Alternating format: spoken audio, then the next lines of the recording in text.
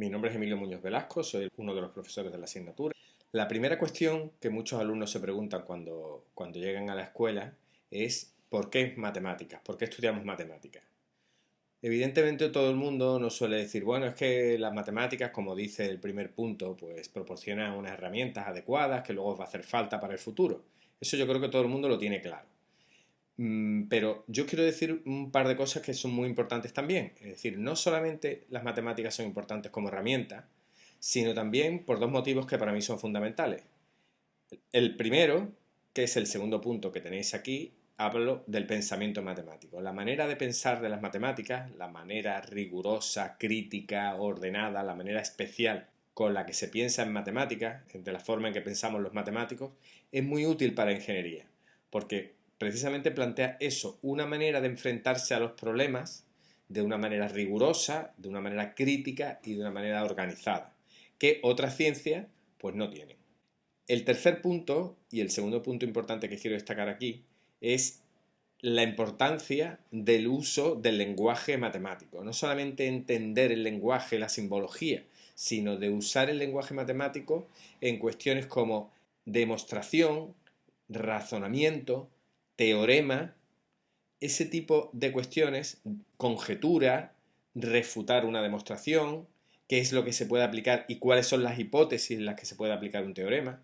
Todo este lenguaje intrínseco a las matemáticas nos lleva a poder utilizarlas en la ingeniería de la manera adecuada y saber cuándo utilizar estas herramientas. Aquí simplemente he querido poneros las competencias básicas y específicas relacionadas con la asignatura y he destacado unas palabras clave. En el primer punto, lo de interpretar datos, interpretar la realidad, interpretar la información. A eso, como he dicho antes, el lenguaje de la matemática, el rigor de las matemáticas ayudan. El segundo punto se habla también de información, en este caso de transmitir, igual, lo mismo que interpretar los datos, que para interpretar los datos usamos las matemáticas, para transmitir esos datos, para transmitir ideas, para transmitir problemas o soluciones, las matemáticas aportan una estructura fundamental.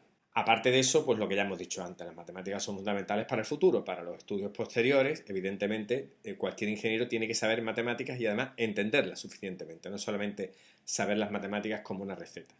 Y por último, un tema del que hablaré un poco más adelante también, la resolución de problemas. La manera en que las matemáticas se enfrentan a los problemas no se enfrentan a otra ciencia. Entonces, nosotros aquí en esta asignatura, pues vamos a ver cómo nos enfrentamos en matemáticas a los problemas y de qué manera podemos utilizar esto para abordar otro tipo de problemas incluso fuera de las matemáticas. Eso sería como la justificación de por qué estudiamos matemáticas. En concreto, ¿por qué vamos a estudiar álgebra lineal?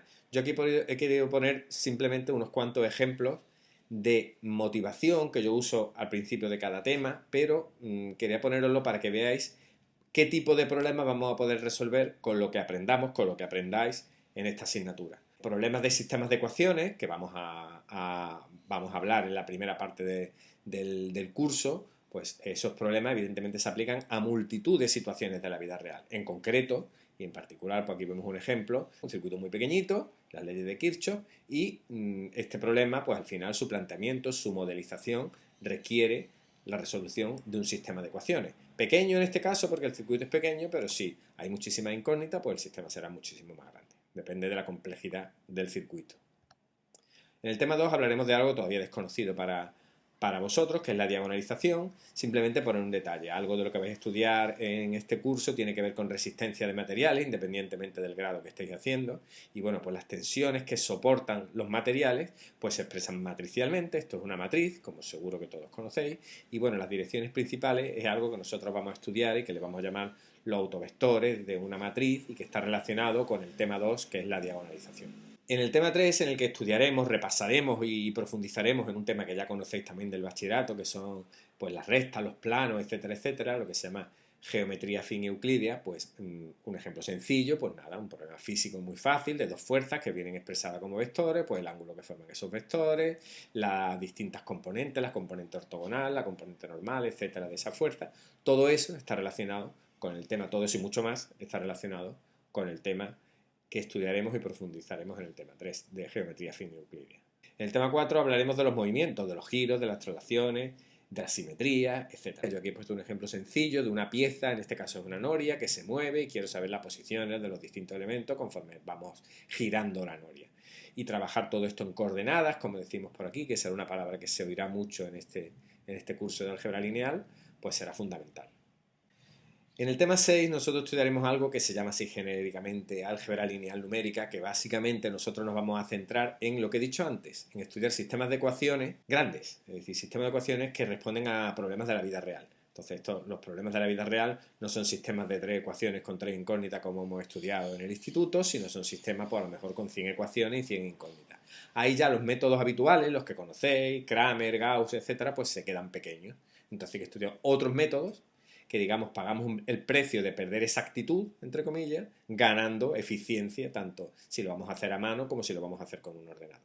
Y por último, un tema que es genérico de las matemáticas, sobre todo el cálculo, que son las ecuaciones diferenciales, nosotros la estudiaremos como una aplicación del álgebra lineal, en concreto como una aplicación del tema 2 de diagonalización, que antes os he anticipado con la matriz de tensiones. Bueno, pues la diagonalización también la aplicaremos para resolver sistemas de ecuaciones que, como ya veremos y estudiaré a lo largo de la carrera, sirven para representar cualquier situación donde haya cambios, desde problemas de física, de aceleración, variación del caudal de un río, de todo lo que cambia se puede representar mediante ecuaciones diferenciales, y nosotros vamos a ver un tipo muy concreto de ecuaciones diferenciales, que son las lineales homogéneas, que se resuelven utilizando la diagonalización de matrices. Y aquí tenemos un ejemplo, bueno, pues de una desaladora de agua, cómo funciona, y queremos saber en cada momento la cantidad de sal que hay en cada uno de los tanques de agua, y todo eso se representa por una ecuación diferencial que se resuelve utilizando los conocimientos que vamos a estudiar en este tema. Bueno, aquí tenéis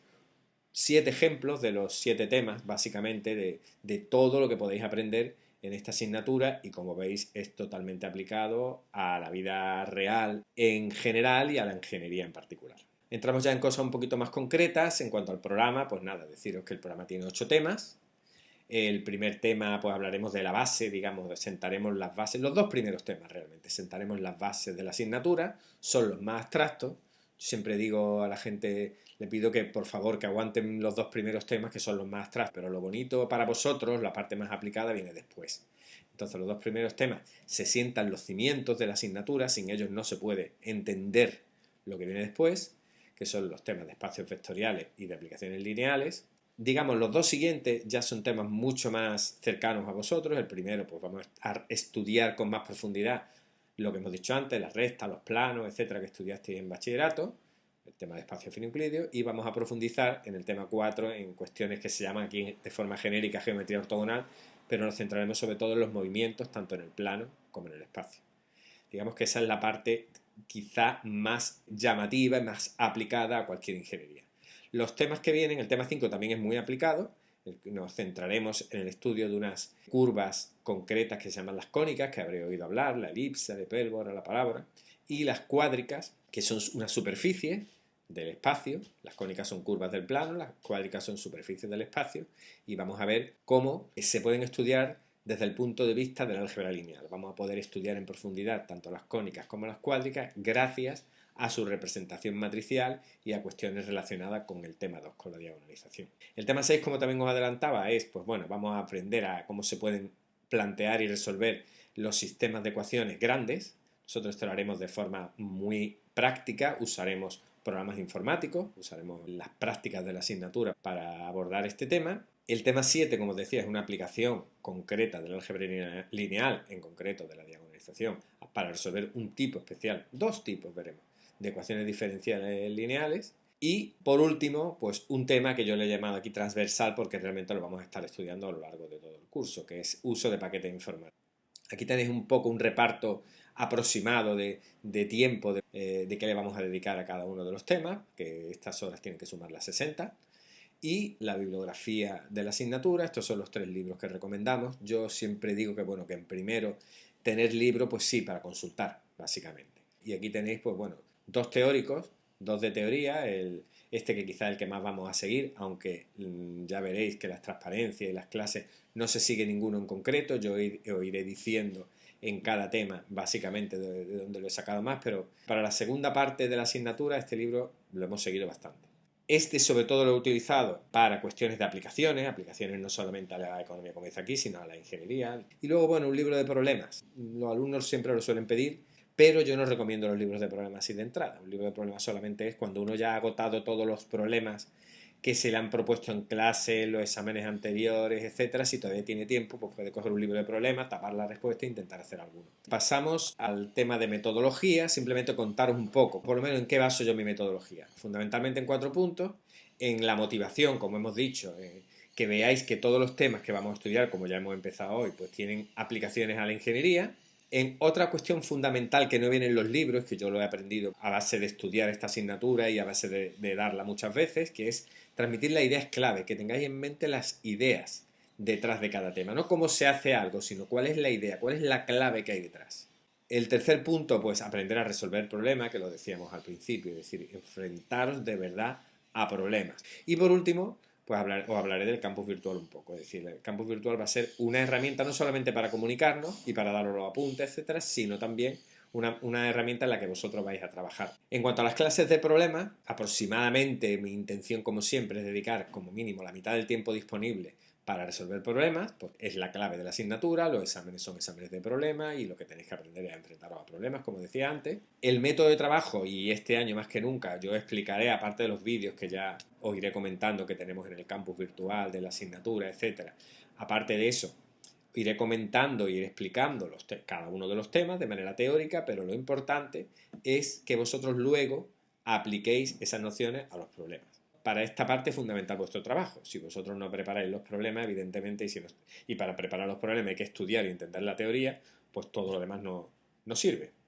El campus virtual, como decía, no solamente lo vamos a utilizar para yo daros información y que vosotros me deis información, sino además llevo ya varios años usando el foro de la asignatura para proponer ejercicios y que se corrijan en el foro. Además de esto, pues tendréis tareas y la corrección de tareas se realizará también a través de los foros. Para evaluar la asignatura, digamos que hay 3 contribuciones que yo voy a resumir en 2. Las 2 primeras yo le voy a llamar trabajo de clase. El trabajo de clase son los 2 primeros puntos, que consiste en que, bueno, pueden entregar trabajos que probablemente sean tareas, en la participación que hagáis en clase, tanto en las clases teóricas como en las clases de problemas, en los ejercicios que resolváis en la pizarra, sea pizarra electrónica o pizarra física. Yo iré tomando nota de vuestra participación y eso formará parte de vuestra puntuación de evaluación continua. Eso como cualquier otra prueba que se pueda repartir a lo largo del curso. Por otro lado, dentro también del trabajo de clase se incluye el trabajo de laboratorio. Hemos dicho que el tema 6, el tema de álgebra lineal numérica, lo haremos de forma práctica, lo que se llaman las prácticas de la asignatura. Toda esta parte se valorará en lo que vamos a llamar evaluación continua o trabajo de clase. Esos 2 puntos, el punto 1 y el punto 2, computa el 30% de la evaluación final, el examen computa el 70%, el examen se puntúa de 0 a 10 y hay que obtener un mínimo de 5 para poder aprobar en cualquiera de los casos. Un mínimo de 5 puntos sobre 10. La nota final se puede obtener de 2 maneras y va a ser la máxima de las dos. La máxima. Es decir, yo voy a hacer 2 cuentas. Una, coger la nota del examen final directamente. Y la otra va a ser, si habéis sacado como mínimo un 5 sobre 10 en el examen final, pues computo, multiplico 0,30, es decir, hago el 30% de la nota de evaluación continua que hemos dicho que se obtiene de los 2 primeros puntos. Y luego hago el 70%, es decir, multiplico por 0,70 la nota del examen. La nota más grande, la mayor que me dé entre la opción A y la opción B, será vuestra nota final. El objetivo real de la evaluación continua puede ser ayudaros a mejorar la nota, evidentemente, pero el objetivo real es que las personas que trabajan y que van haciendo todo lo que se va mandando, cuando llega el examen final, aprueban prácticamente seguro. ¿Por qué? Pues porque han ido trabajando la asignatura poco a poco, se han dado cuenta de sus errores, se han ido autoexaminando en las propias tareas, en los propios ejercicios, que casi todos van a ser ejercicios de exámenes. Todo eso va a servir como entrenamiento para aprobar el examen. Como regalo, digamos, os vais a encontrar que se os subirá la nota gracias a la buena puntuación que tendréis en ese caso de la evaluación continua.